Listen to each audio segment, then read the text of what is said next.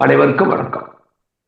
நாம நம்மளுடைய அஷ்டாங்க யோக வகுப்புகள்ல கடைசியா பார்த்தது ஆசனங்களை பற்றி பார்த்தோம்.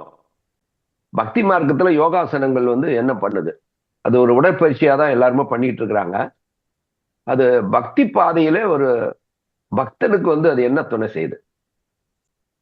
ஏன்னா அஷ்டாங்க யோகத்துல இது ஆசனம் என்பது ஒரு 8ல ஒரு அங்கமா இருக்கிறது. மனித உடல்ல பல்வேறு மனதினுடைய துணை மையங்கள் இருக்கின்றன என்பதை பார்த்தோம். அதை நம்ம சக்கராசுன்னு சொல்றோம். சக்கரங்கள் மூலாதாரத்துல இருந்து தொடங்கி நாம சகசிரார சக்கரம் வரையிலும் நம்ம பார்த்தோம். அதுல ஆக்ஞா சக்கரம் அதோடு இந்த மனித இயல்புகளுடைய தொடர்புடைய சக்கரங்கள் முடிவடைஞ்சிருது. மூலாதாரத்துல 4 பண்புகள் இருக்கிறத பார்த்தோம் இல்லையா?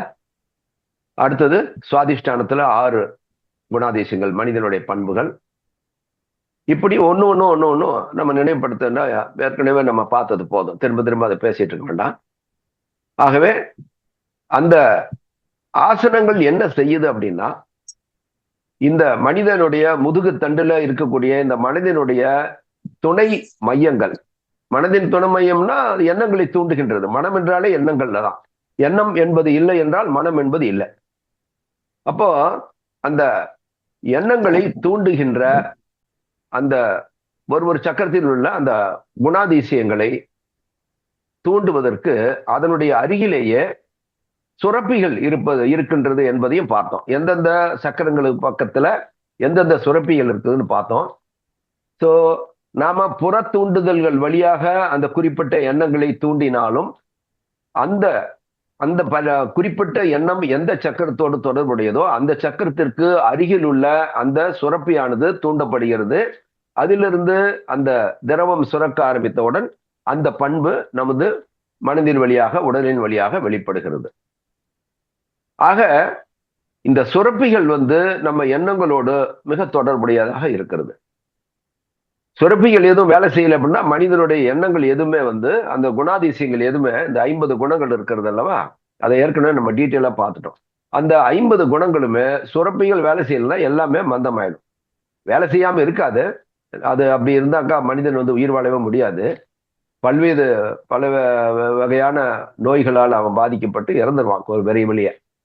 ஆனா குறைவாக சுரக்கும் அல்லது அதிகமாக சுரக்கும். ஸோ அது போன்ற சில குறைபாடுகள் அங்க இருக்கும்.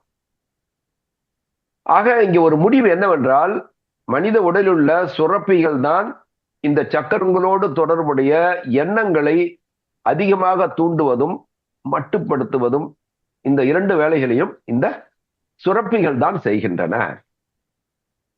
அப்போ இறைவனை நோக்கி தன்னுடைய மனதை செலுத்த வேண்டும், ஒருமுகப்படுத்தி செல்ல வேண்டும் என்று சொன்னால் இந்த மனிதனுக்கு உள்ளேயே இருக்கின்ற இந்த 50 விதமான அந்த குணாதிசயங்கள் மனதிற்குள்ளாரே வேலை செஞ்சுட்டே இருக்கும்.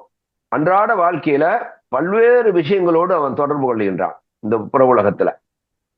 அப்போ இந்த உணர்வுகளோடு 50 உணர்வுகளோடும் தொடர்புடைய பல்வேறு காரியங்களில் ஈடுபடுகின்றான். அப்போ இது எல்லாமே அவனுடைய மனதுக்குள்ளார ஓடிக்கிட்டே இருக்கும். தூண்டுதல்கள் நடைபெற்று கொண்டே இருக்கும், சிந்தனைகள் ஓடிக்கொண்டே இருக்கும். அப்போ இந்த சிந்தனைகள் எல்லாம் தடுத்து நிறுத்தி மனதை பல்வேறு சிந்தனைகளை நோக்கி ஓட விடாமல் இறைவனை மட்டுமே சிந்திக்கின்ற ஒரே சிந்தனைக்குள் அவன் கொண்டு செல்ல வேண்டும். இதைதான் நாம் மன ஒருமுகம் என்று சொல்கின்றோம். மன ஒருமுகம் என்று சொன்னால் ஒரு குறிப்பிட்ட விஷயத்திலே மனம் சிந்தித்துக் கொண்டே இருப்பது, வேறு எந்த ஒரு சிந்தனையும் குறுக்கே வராமல் செய்வது. ஆனால் இது சாத்தியமா என்று சொன்னால் நிச்சயமாக சாத்தியம் இல்லை. ஏனென்றால் இது தொடர்ந்து அந்த உணர்வுகள், மனித உணர்வுகள் பல்வேறு நினைவுகளை கொண்டு வந்து கொண்டே இருக்கும்.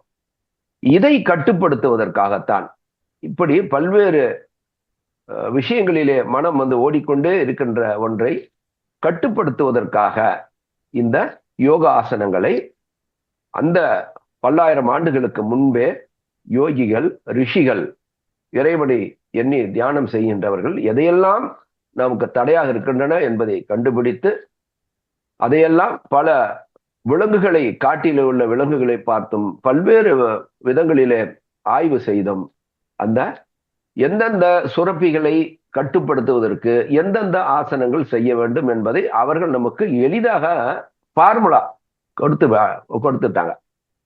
நாம் அப்படியே ஃபாலோ பண்ண வேண்டியதான் இன்னைக்கு. ஆனா அவங்களும் ரொம்ப கஷ்டப்பட்டு அதை கண்டுபிடிச்சி அதுக்கப்புறம் தான் அதுல முன்னேறினாங்க. ஆகவே இந்த யோகாசனங்கள் சிம்பிளா சொல்லணும்னா, யோகாசனங்கள் சுரப்பிகளினுடைய சுரக்கின்ற அளவை குறைக்கவோ கூட்டவோ செய்கின்றது.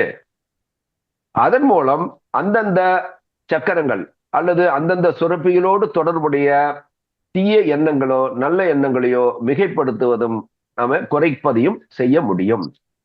அவ்வாறு செய்வதன் மூலமாக நம்மளுடைய தேவையில்லாத சிந்தனைகள் அங்கு கட்டுப்படுத்தப்பட்டு இறைவனை மட்டுமே எண்ணுகின்ற அந்த பாதைக்கு அது மிகவும் துணையாக இருக்கிறது என்பதால் தான் ஆசனங்கள் இந்த அஷ்டாங்க யோகத்திலே இடைப்பட்டுள்ளன. இது யோக பயிற்சி, இது உடற்பயிற்சி அல்ல.